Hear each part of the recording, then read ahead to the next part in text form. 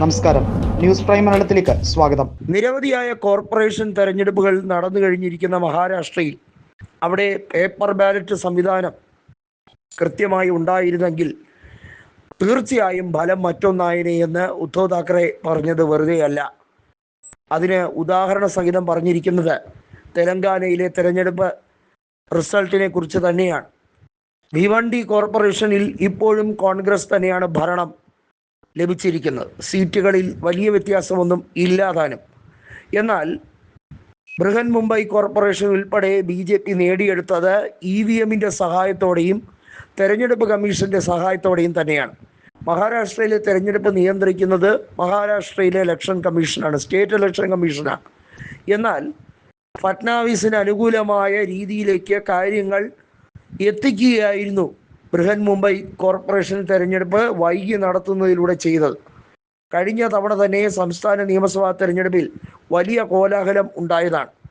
ലോക്സഭാ തെരഞ്ഞെടുപ്പിൽ നമ്മൾ കണ്ടതാണ് BJP വലിയ രീതിയിൽ നിലതെറ്റി പോകുന്ന അവസ്ഥ.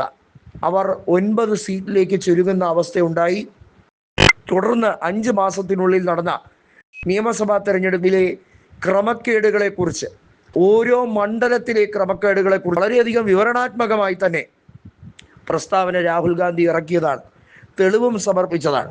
ഉദ്ധവ് താക്കറെയും രാജ് താക്കറെയും സംയുക്തമായി ചേർന്നുകൊണ്ട് തന്നെ കോർപ്പറേഷൻ തെരഞ്ഞെടുപ്പിൽ മത്സരിക്കാൻ പദ്ധതിയിട്ടതും ഒരുമിച്ച് നിൽക്കണം എന്ന ചിന്താഗതി ഉണ്ടായതും കോർപ്പറേഷനിൽ ഉണ്ടായ വോട്ട് വിഹിതം ഉൾപ്പെടെ സംസ്ഥാന നിയമസഭാ തെരഞ്ഞെടുപ്പിൽ മുംബൈ നഗരിയിലുണ്ടായ വോട്ട് ഷെയറിലെ അടിസ്ഥാനപ്പെടുത്തി തന്നെയാണ്.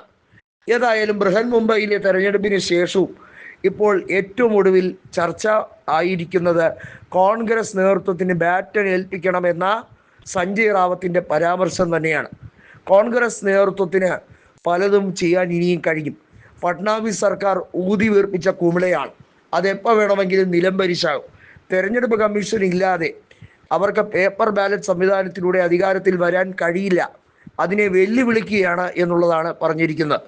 കോൺഗ്രസ് 10 മടങ്ങോടെ ശക്തമായി തിരിച്ചു വരുന്ന ഒരു സാഹചര്യം നിലവിലുണ്ട്. മഹാരാഷ്ട്രയിൽ അജിത് പവാറിൻ്റെ വിടവ് നികത്താൻ ഒരിക്കലും ഭാര്യയ്ക്ക്, അവർ ഇപ്പോൾ ഉപമുഖ്യമന്ത്രിയായെങ്കിലും അതിന് കഴിയില്ല. BJP വളരെ വൈകാതെ തന്നെ പ്രധാന വകുപ്പുകളെല്ലാം NCPയിൽ നിന്നും പിടിച്ചെടുക്കും. ഏതായാലും ഷിൻഡെയെ അപമാനിച്ച് വിട്ടതുപോലെ തന്നെയാണ് BJPയുടെയും ശ്രമം. ഗുജറാത്ത് പോലെ ഒറ്റയ്ക്ക് ഭരിക്കാനാണ് BJP ആഗ്രഹിക്കുന്നത്. തെരഞ്ഞെടുപ്പ് കമ്മീഷന്റെ സഹായത്തോടെ കേവല ഭൂരിപക്ഷത്തിന് അടുത്ത് വരെ എത്തിയെങ്കിലും BJPയുടെ ഏറ്റവും വലിയ ആഗ്രഹം ഒറ്റയ്ക്ക് ഭൂരിപക്ഷം നേടുക എന്നതാണ്. അതായത് 145 സീറ്റുകൾ മഹാരാഷ്ട്രയിൽ ഒറ്റയ്ക്ക് നേടിയെടുക്കുക എന്ന ലക്ഷ്യമാണ്. പക്ഷേ ആ ലക്ഷ്യത്തിൻ്റെ അടുത്തേക്ക് എത്താൻ ഇപ്പോഴും കഴിയുന്നില്ല. അതിൻ്റെ വളരെ വിഷമം ഫട്നാവിസിനും കൂട്ടർക്കുമുണ്ട്. അതിനായി MLA-മാരെ ചാക്കിട്ട് പിടിക്കാൻ പണം പെട്ടി ഇറക്കും എന്നുള്ള കാര്യവും വളരെ വ്യക്തമാണ്. വളരെയധികം തന്ത്രങ്ങൾ മെനയുകയാണ് ഫട്നാവിസും കൂട്ടരും.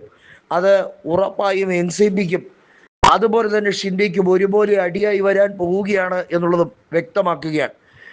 ഇതിനോടകം തന്നെ അജിത് പവാറിൻ്റെ ദുരൂഹ മരണത്തെക്കുറിച്ച് എന്തുകൊണ്ട് അന്വേഷിക്കുന്നില്ല? അതെല്ലാം ഒത്തുതീർപ്പാക്കുകയാണോ? അതെല്ലാം ഒരു മിസ്റ്ററിയായി മാറുകയാണ് എന്നുള്ളതും വളരെ വ്യക്തമായി തന്നെ ഇപ്പോൾ ഉദ്ധവ് താക്കറെ പറഞ്ഞിരിക്കുന്നു.